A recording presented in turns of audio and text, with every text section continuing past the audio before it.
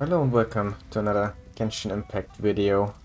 Yeah, it's been about 2 days since I wrote for Kuki Shinobu, and I've basically been standing on this beach ever since. Yeah, no, of course not. What I've really been doing these past 2 days is I've built her and tried her out, and gotta say, I'm having a lot of fun with Shinobu.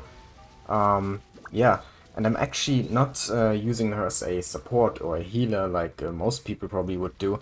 Instead, I actually play her as a physical DPS. I had this idea even before I wrote for her that maybe it would be really good to try a physical build, and actually it is kinda good, yes. At least I'm having fun with it, and the damage is not bad.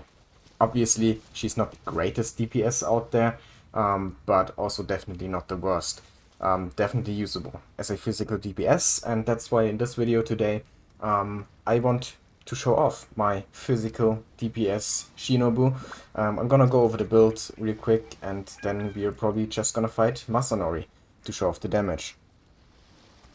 So yeah, as you can see, my Shinobu is already level 90. I basically pre-farmed all the materials for her, and then immediately after I wrote her, I leveled her up to the highest possible level. And also, the talents are all at level 9. Maybe I'm even gonna crown her. I just don't know if I'm gonna crown the skill or the normal attacks. For the physical build, probably I should crown the normal attacks, but her skill is also not that bad, you know, and would give a little bit more healing, which can be nice for self-sustaining DPS basically, because that's kind of what she is. She doesn't really need any external healing or shielding. She can sustain herself and keep herself alive, which is really nice. Constellation, if you've seen my rolling video, I only got C0, even though I did like 70 pulls. Yeah, it is what it is. And then artifact set, 4-piece Pale Flame. So let's go over the artifacts real quick. Starting with the flower. I went basically for crit and attack percentage, but if I couldn't get attack percentage on the artifacts, then I tried to get some HP or energy recharge, even though her burst is not really that important on a physical build, but it's still better than like defense. Yes, you can see here also again energy recharge, HP, crit. This one is really bad, but I don't have a better one. Better attack percentage one, except my Eula piece here, which is a little bit better, but yeah, also not that great. Then of course a physical cup has some nice big crit damage. And last but not least, we have this crit damage circlet with a nice 10% crit rate. The weapon I'm using is Harange Pakufutsu, mainly because I just had this lying around, and I thought, yeah, it's probably really good for physical DPS. It's also part of the reason why I even wanted to try a physical build on her. Yeah, the reason why it's pretty good for a physical DPS is because of this normal attack damage bonus here that it provides. Because you're mainly attacking with your normal attacks on a physical build, right? So yeah, nice synergy there. And also crit rate substat is never bad. So, to go over her stats, final stats, as you can see, 23,000 HP, which is nice, but again, HP is not really that important on a physical build. Attack is more important. We have 1,600 here.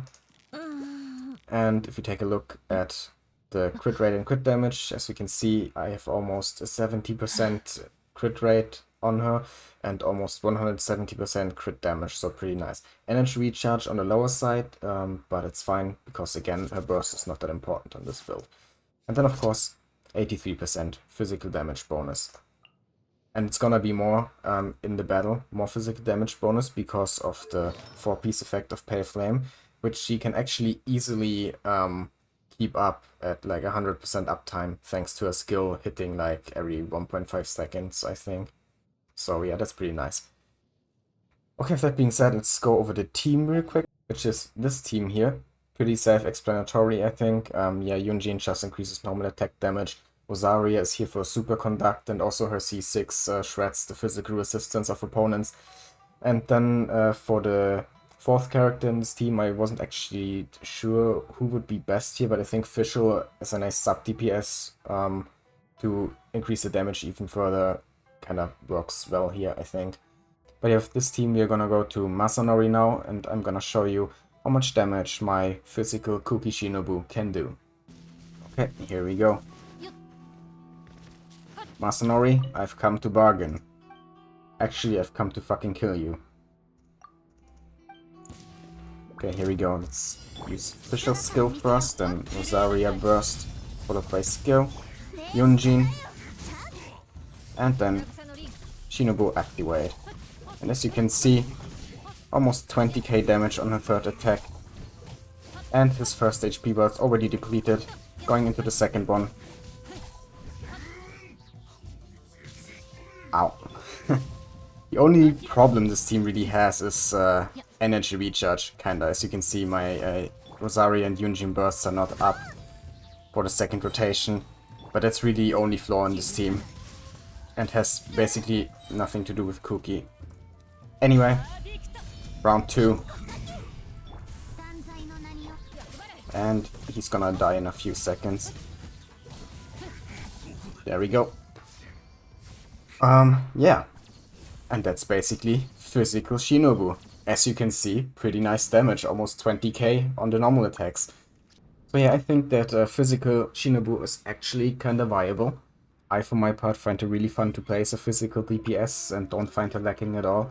Even though a lot of people right now are kinda, you know, saying that she's really bad, underwhelming, one of the worst 4-stars. The usual doom posting is just going on in the community right now, like every time a new character comes out.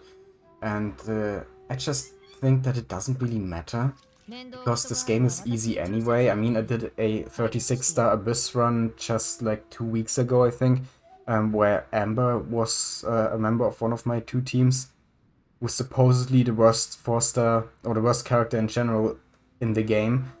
And yeah, I still managed to clear Abyss with all the stars, so being a bad character really doesn't mean shit in this game. And I don't even think that Shinobu is that bad. So yeah, just don't listen to the Tomb posters. If you like Shinobu, there's nothing wrong with rolling for her and building her.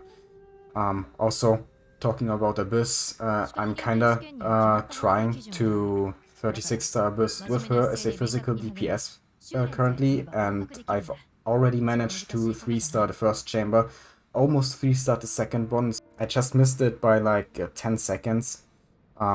So yeah. I haven't tried third chamber yet, but I think it's definitely possible to get all 9 stars in Abyss 12. Especially if you use Bennett. I don't use Bennett. If you use Bennett, like 99% of the players, then you can definitely 36-star Abyss with a physical DPS Kuki. So again, don't listen to the Doom posters. Don't feel bad for liking this character or rolling for her. There's nothing wrong with liking a character who does not do a million damage. It's fine. Anyway, I just wanted to say these things and kinda show my physical Shinobu and show that this is actually a viable build. And I'm probably gonna make a video about my Abyss run with her as soon as it's finished. But yeah, with that being said, I really hope you enjoyed the video. If you did, leave a like, comment, subscribe, and have a nice day.